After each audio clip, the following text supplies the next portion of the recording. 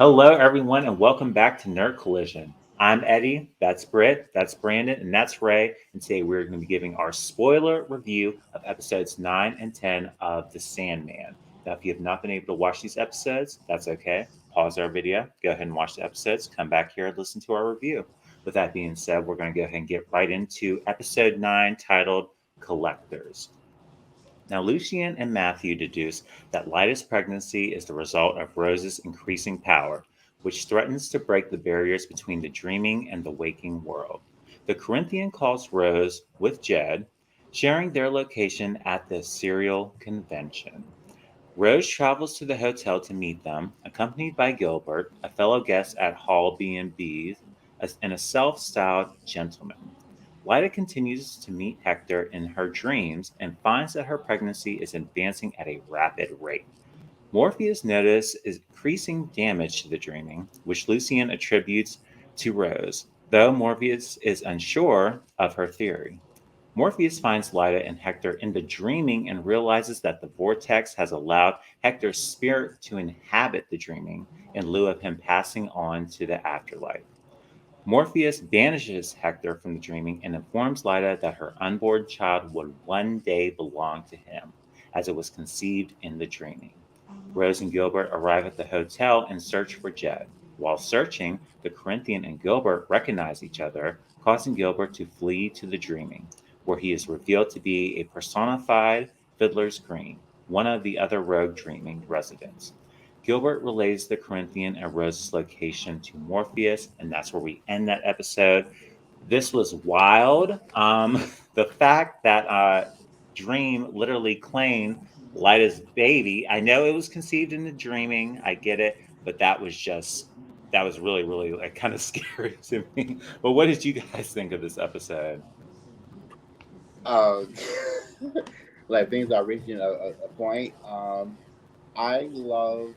Um, I kind of knew the character was Philip Green. I just had a feeling like if he Philip, he was him. I love the actor who plays him, and I feel like this is a good role for him to play.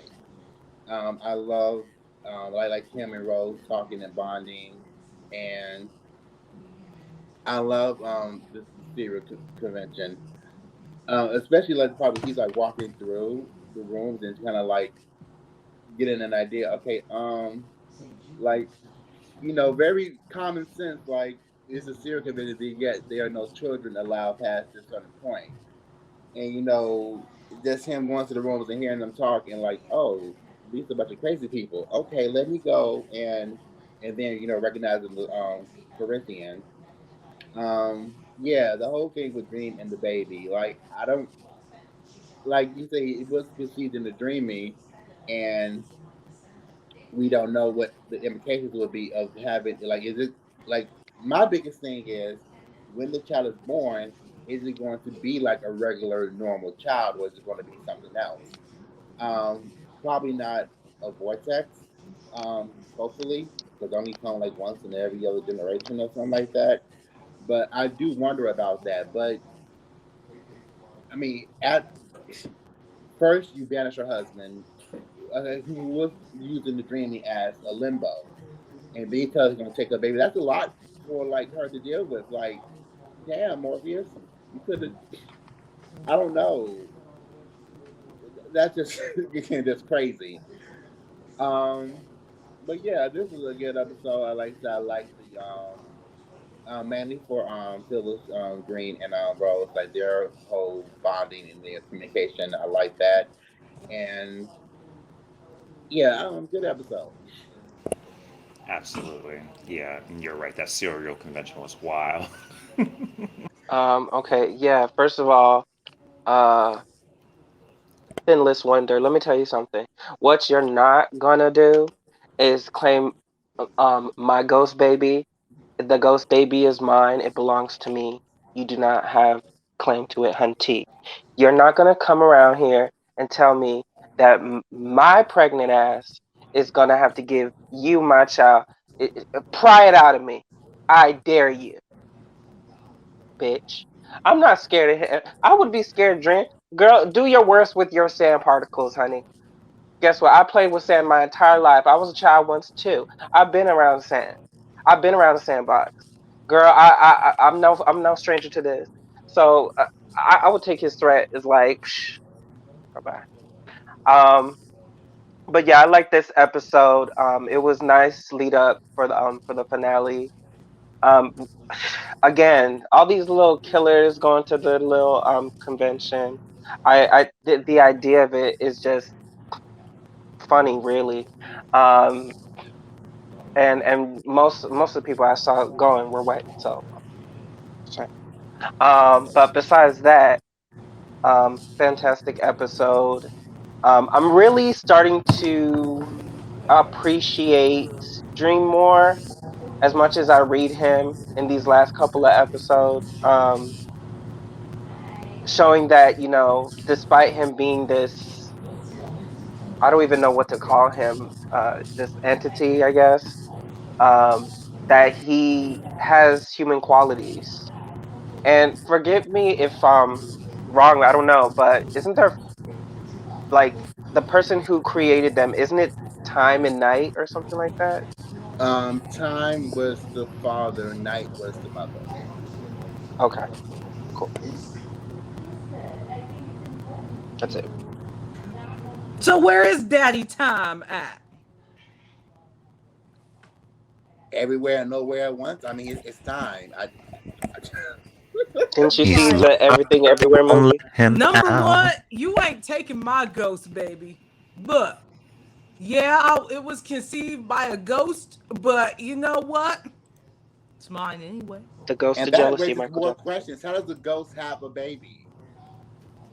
It is mine. Oh, I was like, Dream, if you even try something, I will yell at the screen and I will denounce this entire series. I will say I hate it and I hate you. You better not try no bullshit. In the end, she had the baby. You know, I'm still mad. Could have been bringing my Chris Evans a long time ago. But anyways, I really did, enjoy the episode. And, now, what's his name? The ones with no eyes but has white eyeliner for some reason. Those are teeth. Yeah, those are The two. Corinthian. Those really like a mouth. In the comics, his White like eyeliner? his eyes are supposed to be like White like eyeliner. look White it up. eyeliner. Just like Bucky wears black eyeliner, he has white. Here it is. Here it So, is. Full circle. There have been a lot of serial killers that have,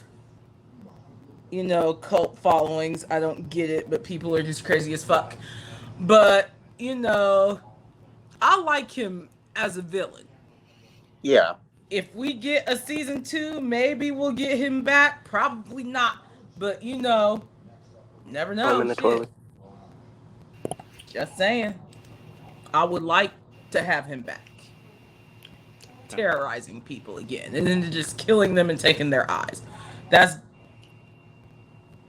disturbing, but All right, you've watched a little bit too much Jeepers Creepers. I don't want him killing people unless it's bad people. Corinthi, like, honey, you could have done no because you encourage these white crazy ass bitches to kill innocent people for no fucking reason. Girl, you could have killed some racists, some Proud Boys, the ones who just stormed the Capitol, That's true. and anybody else. Anybody else. You could have killed anybody else. I mean, great that you killed the abuser. Yay. But guess what, girl? There's other people out there who are bad and evil and who need to be put down, as Oprah said. No, shit, I know you don't like it. But the tea, okay? So, fuck all of that shit. That's all I gotta say. Oh, very well said. Alrighty, guys. With that being said, we'll move on to episode 10 and the finale of The Sandman, season 1, titled Lost Hearts. Morpheus interrupts the Corinthians' keynote speech to the serial killer convention, but the Corinthian shows Morpheus that Rose's power enables him to defend himself against his creator. Morpheus informs Rose of the great danger she possesses to the waking world, prompting Rose to temporarily restore the dreaming and allowing Morpheus to unmake the Corinthian. Morpheus punishes the convention attendees with clarity about their crimes, allowing Rose and Jed to leave unharmed. That night, Rose confronts Morpheus in the dreaming. Rose is ready to sacrifice herself to save her friends and brother, but Unity joins them in the dreaming and convinces Rose to transfer the vortex into her, allowing Morpheus to end her life. Morpheus realizes that Desire impregnated Unity to pass the vortex to her descendant in an attempt to have Morpheus spill family blood. Morpheus confronts Desire, warning them against further schemes. Morpheus remakes Galt as a good dream and endeavors to act as a more benevolent ruler of the dreaming. In the waking world, Lyta gives birth to a son and moves with Rose, Jed, and Hal back to New Jersey. After being reproached by the Dukes of Hell, Lucifer ponders revenge on Morpheus, and that's where we end that episode. This was a very emotional episode. I really enjoyed it. That sacrifice that Unity did for her great granddaughter, I guess you could say, that was really touching. I really loved that. But it was a great way to wrap up this season. But what did you guys think? Brienne mad. She's like, I'm gonna get that bitch back. I'm gonna try. I'm gonna get you back. You gonna embarrass me? You gonna embarrass the king of hell? For real? Absolutely not. I'm gonna kill you. And then Desire, I didn't know Desire is a shapeshifter. Like, okay, that's cool. I agree with it. Go ahead. Like, you trying to take Dream down. You had to impregnate people though to do that. But hey, it is what it is. And I was like, Dream, if you even think about killing her, I'm gonna go in my dream and kill you. But I didn't know dude was like a place that transformed into a person. That was pretty cool. I really like that. Overall, love the series. I just want to meet the rest of them and whoever the prodigal is. We don't know who the hell that is because they've been missing. Shit. But I hope we get a season 2. I hope WB just lets Netflix keep this and just goes away. And, that's it. Really enjoyed it. I'm right up there with the emotion. The whole scene with Unity and Rose, and I tried. I had no problem admitting that I tried. That was beautiful. And the fact that Unity found her way to the dreaming, and just I love that it's no like it's not like drawn out. It just get right to the point. And she got to the dreaming, and she found her book, and everything is like fitting together, and connecting. Um, the showdown was Corinthian and Morpheus. Corinthian is a very clever nightmare. To seek out Rose and use her to weaken Morpheus to have a chance of actually killing her. But I like how Rose took control of the situation, able to put back up on the walls, and she was ready to make the sacrifice to protect people that she loved. There's a lot we can read into that, but I love her character. She has things that after explaining her is wonderful, and kudos to her, and I hope she has a long, prosperous career in Hollywood and acting. She deserves it. Just to wrap things up, like the whole scene was, I've watched that scene so many times, but I find it so intriguing and enticing, and I love my projects out. I love how when Green goes to the sigil and he says, I'm coming. Desire was kind of like surprised, like she was snatched, but she recovered so well. Let me get like they literally said, let me get into position and just laid out and hello, sweet brother, hello, Dream. I want to see so much more of Desire in season 2. And I'm just so intrigued by, and I want to see more of the other siblings too. and I kind of like doing my research like off camera. I think the one that's missing is Destruction. I think he's like the second oldest after. I think Destiny is the first. I think Destruction is next. I think he's the one that's missing. I think he was missing in the comics. Um, but yeah, like that whole scene was just like I want to see like this family showdown and how that'll play out because one of the rules that I think they have is that they're not supposed to kill, family. And I'm just really excited about that. Also with Lucifer, what's about to go down with them. But I could see like the Desire Lucifer team up. Now if that happened, that would be crazy. But like the Dukes of Hell, they ready to go to war, and I'm really interested to see how that all plays out on like this grand cosmic like scale. Is God going to intervene? Like who knows? But this show has been phenomenally good. I never even read the stand up comics. I'm planning to. I always wanted to, but I never found the time to. But I want to read them, and I'm just very excited for season 2.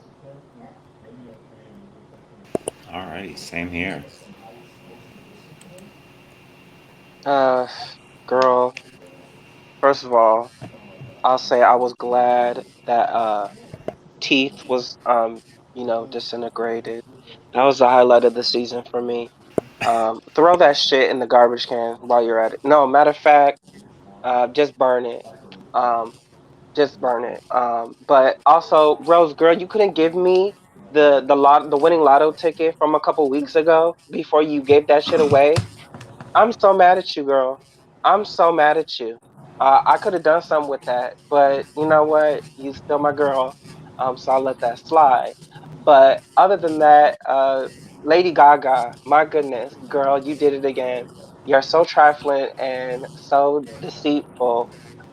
Talking about, oh brother, girl, we get it. You watch Powerpuff Girls growing up. That's clearly where you modeled yourself after the character, as Ray said. Let's stick So with it.